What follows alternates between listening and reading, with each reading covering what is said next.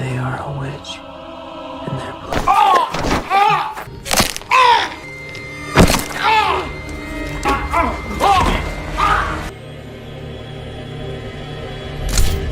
Hai guys, selamat datang di Boslak Film, tempat dimana kalian bebas berimajinasi.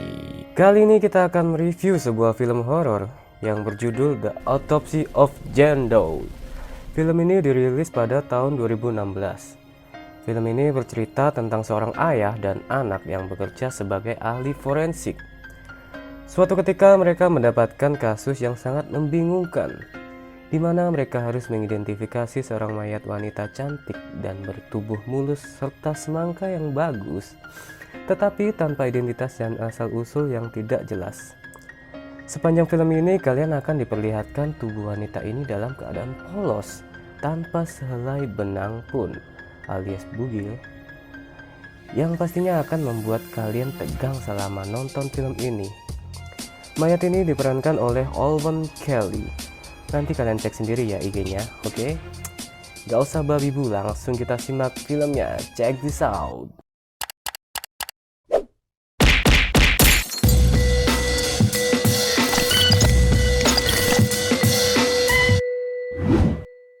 Berlatar belakang di Grantham, Virginia, Amerika Serikat. Tim polisi sedang menyelidiki kasus pembantaian sebuah keluarga dalam suatu rumah. Polisi menemukan 3 mayat dalam kondisi sangat mengenaskan. Lalu seorang sheriff bernama Burke diberitahukan anak buahnya bahwa telah menemukan seorang mayat wanita yang terkubur di lantai bawah. Anehnya, mayat ini terlihat mulus tanpa lecet sedikit pun serta dalam keadaan tanpa busana. Mayat ini tidak diketahui identitasnya. Lalu sheriff tersebut menetapkan sebagai Jane Doe. Sekedar informasi ya guys ya, jadi Jane Doe ini adalah sebutan untuk mayat wanita yang tak diketahui identitasnya. Kalau wanita ditinggal suaminya disebut janda ya guys ya.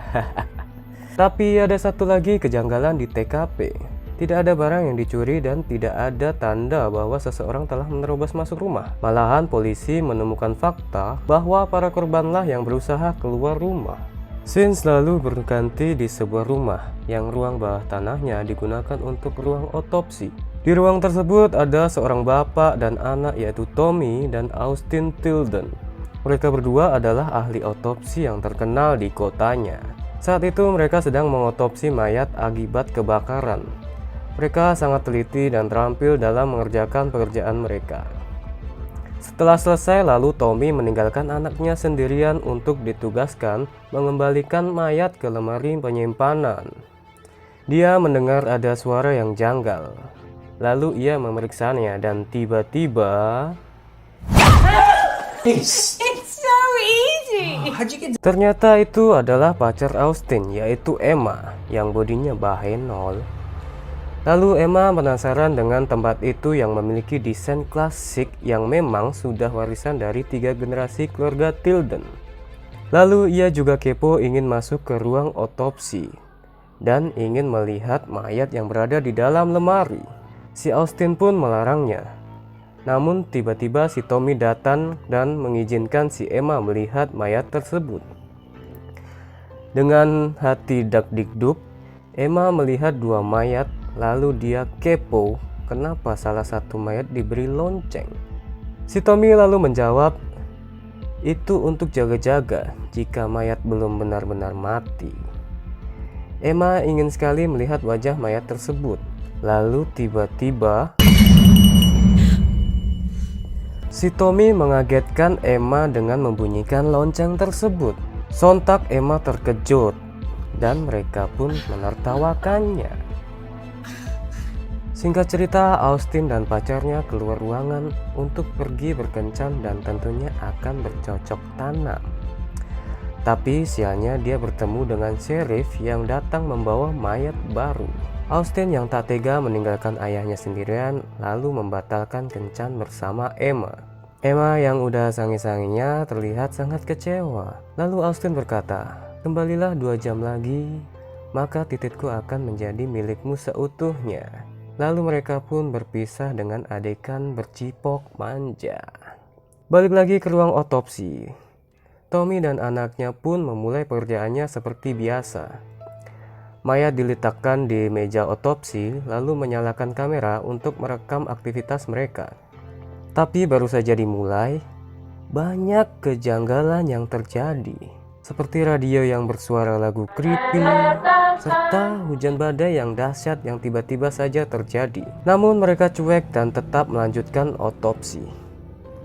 Mereka lalu membedah tubuh mayat wanita tersebut, dan hasil dari pemeriksaan visual, mereka menemukan pergelangan tangan dan kaki yang patah, lidah yang terpotong, tanah gambut pada kuku jari dan rambut, paru-paru yang terbakar, dan organ dalam yang banyak luka tersayat. Mereka pun terkejut dan terheran-heran. Bagaimana bisa organ dalam yang hancur tanpa menyisakan luka luar sedikit pun? Tubuh luar mayat wanita tersebut masih mulus tanpa tergores sedikit pun. Selain itu, hal aneh terus terjadi seiring proses mereka mengungkap kematian Jane Doe. Dimulai dari kucing Tommy yang tiba-tiba terluka parah seperti disiksa oleh seseorang. Lalu mereka menemukan bunga dan kain yang bertuliskan angka Romawi di dalam lambung Jane Doe. Radio memutar lagu aneh lagi membuat Austin pun panik. Perasaannya mulai tak nyaman, lalu mengajak ayahnya untuk menghentikan otopsi ini. Namun ayahnya bersikeras tetap melanjutkannya sampai selesai. Tommy menemukan pola gambar aneh di bagian dalam kulit Jane Doe. Kok bisa ya? Lalu tiba-tiba lampu ruangan meledak. Kemudian mereka menyadari bahwa kotak penyimpanan terbuka dan mayat pun menghilang entah kemana.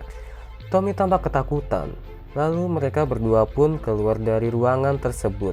Mereka tak bisa keluar karena lift yang tak berfungsi dan pintu keluar darurat yang tak bisa dibuka karena tertahan oleh pohon yang tumbang. Tak ada sinyal dan tak ada satupun yang bisa dihubungi. Lalu mereka berlari ke kantor Tommy yang ia anggap tempat yang aman. Namun tiba-tiba mayat yang kabur dari penyimpanan mencoba mendobrak pintu. Tak hanya itu, ada makhluk lain yang tak terlihat mencoba menyerang Tommy sampai terluka dan membuat dia shock. Dad! Dad! Dad! Akhirnya mereka memutuskan kembali ke ruang otopsi, berharap bisa menemukan cara untuk menyudahi keanehan yang terjadi. Tetapi mereka malah terkunci dalam ruangan. Austin yang sudah frustasi lalu membakar mayat itu. Tapi sialnya, api malah menyebar dan membakar seluruh ruangan. Namun akhirnya api bisa dipadamkan.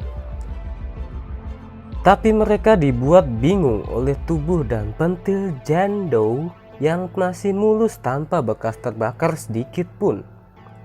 Tommy mendengar suara lift kembali bekerja. Lalu mereka berlari menuju lift. Dari belakang mereka diikuti mayat yang berlonceng tadi. Merasa terancam, Tommy pun mengayunkan kapak ke tubuh mayat itu. Namun faktanya, mayat itu sebenarnya adalah Emma, pacar Austin yang montok. Seketika Austin emosi dan menangis menahan sedih karena pacarnya tewas oleh ayahnya. Tommy pun tersadar dan meminta maaf pada anaknya. Ia sadar bahwa semua yang mereka alami itu adalah halusinasi yang disebabkan oleh Jane Doe. Mereka memutuskan kembali ruang otopsi untuk menyelesaikan masalah ini. Lalu Austin memotong tengkorak mayat tersebut kemudian mengambil sampel. Setelah ia teliti dari beberapa bukti dan sampel, mereka mendapatkan sebuah kesimpulan bahwa Jane Doe adalah seorang yang tidak bersalah yang menjadi korban ritual penyihir. Tubuhnya memang mati, tapi jiwanya masih hidup dan merasakan penderitaan sehingga ia menuntut sebuah balas dendam. Lalu tiba-tiba para mayat mendobrak pintu berusaha untuk masuk. Kemudian Tommy berbisik pada Jane Doe, "Aku akan membantumu, tapi tolong jangan sakiti anakku." Seketika itu suasana jadi hening. Lalu Tommy merasakan hal aneh pada tubuhnya. Ia menjadi sesak nafas, lalu tulang di tangan dan kakinya pun patah secara tiba-tiba, membuat ia merasakan sangat tersiksa. Ternyata Jendo memberikan rasa sakit yang ia rasakan kepada Tommy, dan luka pada tubuh Jendo pun seketika menghilang. Tommy memohon kepada anaknya untuk segera membunuhnya dengan pisau operasi karena ia ingin penderitaan itu segera berakhir. Akhirnya Tommy pun mati. Listrik kembali menyala, ruangan kembali rapi seperti semula. Badai pun berhenti. Lalu Austin mendengar suara sheriff yang memanggil namanya dan mengatakan telah menyingkirkan pohon yang menghalangi pintu rumahnya. Segera Austin bergegas lari menuju pintu keluar dan mencoba membuka pintu dari dalam. Namun tidak bisa dibuka. Ia pun tersadar ternyata suara sheriff itu hanya halusinasinya saja. Dan tiba-tiba Austin pun terjatuh dari tangga sehingga ia pun tewas. Keesokan harinya polisi pun datang. Mereka sangat terkejut dan kebingungan melihat 3 mayat Tommy, Austin, dan Emma. Sedangkan tubuh Molek Jendo terlihat mulus tanpa tergores sedikit pun. Sheriff pun bingung. Lalu ia menyuruh anak buahnya membawa pergi mayat Jendo keluar dari wilayahnya. Akhir cerita, lalu mayat itu dibawa oleh polisi dengan mobil, dan polisi itu pun mendapat gangguan yang sama dari Jendo.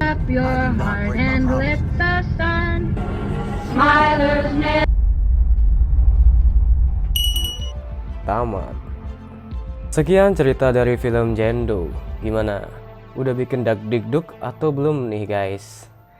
Semoga kalian terhibur dan jangan lupa subscribe dan nyalakan lonceng agar kalian dapat notif video baru dari kami. See you next video.